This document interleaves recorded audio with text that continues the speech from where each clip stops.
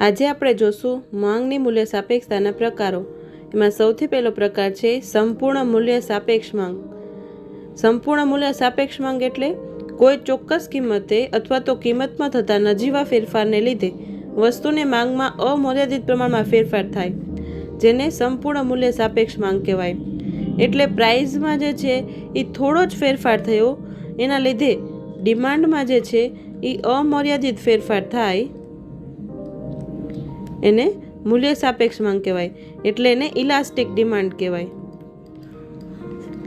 Elastic demand એટલે શું કે આપણે પ્રાઇઝમાં થોડોક જ ચેન્જ કરેલો, એના લીધે આપણી ડિમાન્ડમાં જે છે એ વધારે ચેન્જ આવેલો, બરાબર ને, ઇલાસ્ટિક ડિમાન્ડ કહેવાય। એ પ્રાઇઝ સાથે ઇલાસ્ટિક છે, પ્રાઇઝ બદલશે તો ડિમાન્ડ પણ બદલશે।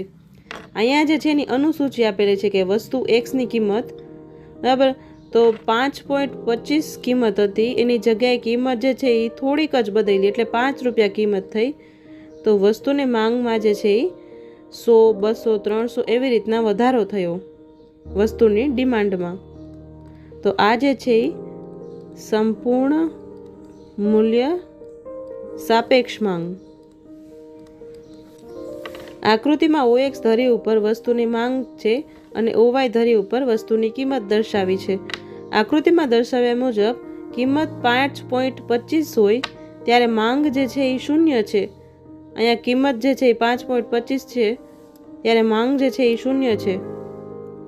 કિંમત ઘટીને 5 રૂપિયા થઈ ત્યારે માંગમાં અનંત ગણો વધારો થયો, જે DD માંગ રેખા દ્વારા દર્શાવવામાં આવેલું છે। આ DD જે છે એ માંગ રેખા છે।